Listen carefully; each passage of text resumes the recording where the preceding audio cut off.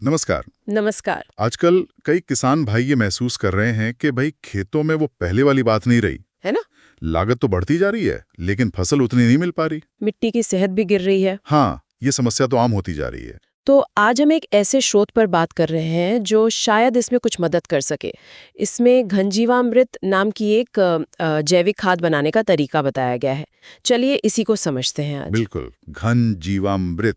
तो इस स्रोत के हिसाब से अगर 100 किलो घनजीवामृत बनाना है तो क्या क्या चाहिए होता है? हाँ, देखिए सामग्री काफी सीधी सादी है, ज्यादातर आसानी से मिल जाने वाली। हम्म। इसमें चाहिए होता है 50 किलो ताजा गोबर। वो भी देशी गाय का। अच्छा, देशी गाय का गोबर, ठीक है। हाँ।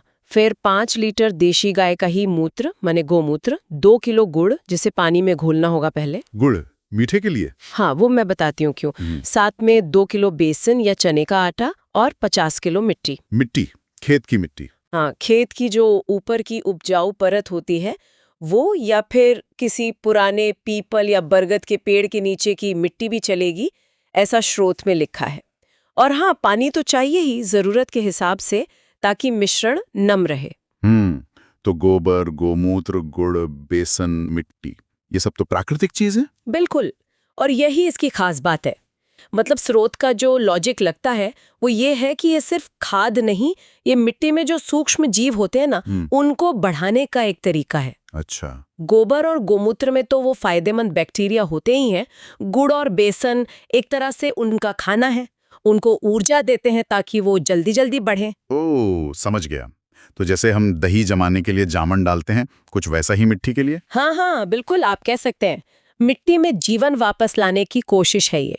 रासायनिक खादों पर निर्भरता कम करने की दिशा में एक कदम। बहुत दिलचस्प। अच्छा, तो ये तो हुई सामग्री की बात। अब इसे बनाने का तरीका क्या बताया है स्रोत ने? मुश्किल तो नहीं है? नहीं, नई प्रक्रिया काफी सीधी है, बस थोड़ी मेहनत और ध्यान चाहिए। सबसे पहले तो एक साफ सुथरी जगह देखनी है, वहां तिरपाल बिछा लें। ठीक है। फिर उस पर ये गोबर, मिट्टी, जो गुड़ का घोल बनाया था वो, बेसन और गोमूत्र, इन सबको डालकर अच्छे से मिलाना है। हाथों से या फावड़े से, जैसे भी ठीक लगे। मतलब एक जैसा मिक्सचर बन जाए। हाँ बिल्कुल। फिर उसमें धीरे धीरे पानी डालना है, इतना कि बस नमी आ जाए। मतलब हाथ में लेकर लड्डू या गोला बनाए तो बन जाए, पर उसमें से पानी ना टपके। ज्यादा गीला नहीं करना है। हाँ, समझ गया। नमी परफेक्ट होनी चाहिए। फिर? हाँ, फिर इस पूरे मिश्रण का एक ढेर बना देना है और उसे किसी छाया वाली जगह पर रखना है। ये जरूरी है, सीधी धूप नहीं लगनी चाहिए। छाया में रखना है। ओके। और जो सबसे जरूरी काम है वो है इसे रोजाना दिन में कम से कम 1, हो सके तो 2 बार अच्छे से पलटना। ऊपर का नीचे, नीचे का ऊपर करना है। पलटना? वो क्यों? वो इसलिए ताकि हवा अंदर तक जाए। इससे वो जो सूक्ष्म जीव है ना, जिन्हें हम बढ़ाना चाह रहे हैं, उनको ऑक्सीजन मिलती है और वो अच्छे से पनपते हैं। और पलटने से पूरा ढेर एक जैसा रहता है, कहीं ज्यादा गर्मी या नमी इकट्ठी नहीं होती। अच्छा, हवा का आना जाना बना रहे और एक रूपता रहे, इसके लिए पलटना जरूरी है। ठीक है। तो ये सब करने के बाद ये तैयार कब तक हो जाता है? स्रोत के मुताबिक तो ये काफी तेजी से होता है। बताया गया है कि बस 3 से 4 दिन में ही ये घन जीवामृत इस्तेमाल के लिए तैयार हो जाता है। बस 3-4 दिन? ये तो वाकई बहुत तेज है। कंपोस्ट बनने में तो महीनों लग जाते हैं। हाँ, ये तेजी शायद इसीलिए है क्योंकि हम सीधे सीधे सूक्ष्म जीवों को उनका भोजन और सही माहौल दे रहे हैं। ये जैविक खेती का जो मूल सिद्धांत है ना, कि मिट्टी कोई बेजान चीज नहीं बल्कि एक जीता जागता इकोसिस्टम है, उसी से जुड़ता है। बात तो सही है। अच्छा, तो 3-4 दिन में खाद तैयार।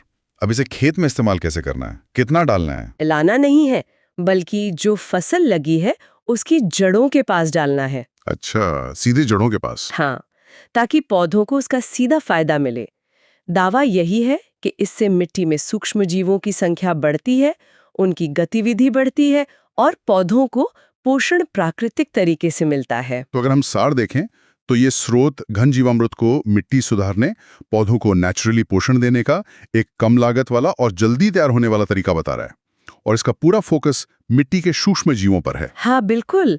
जो शुरू में हमने बात की थी, कम पैदावार, मिट्टी की घटती ताकत, बढ़ती लागत, उन समस्याओं का ये एक संभावित देसी समाधान पेश करता है। ये उन किसानों के लिए तो वाकई सोचने वाली बात हो सकती है जो केमिकल फर्टिलाइजर का इस्तेमाल कम करना चाहते हैं और मिट्टी की सेहत को लेकर फिक्रमंद हैं। निश्चित रूप से। और ये एक बड़ा सवाल भी खड़ा करता है जिस पर शायद हमें आगे सोचना चाहिए कि अगर इस तरह की प्राकृतिक विधियां, ये देसी नुस्खे अगर बड़े पैमाने पर अपनाए जाएं, तो लंबे समय में खेती का तरीका और हमारा जो स्थानीय पर्यावरण है, उसके बीच का रिश्ता कैसे बदलेगा? ये एक अहम सवाल है। इस पर विचार करना तो बनता है। चलिए आज की चर्चा यहीं समाप्त करते हैं। धन्यवाद। धन्यवाद।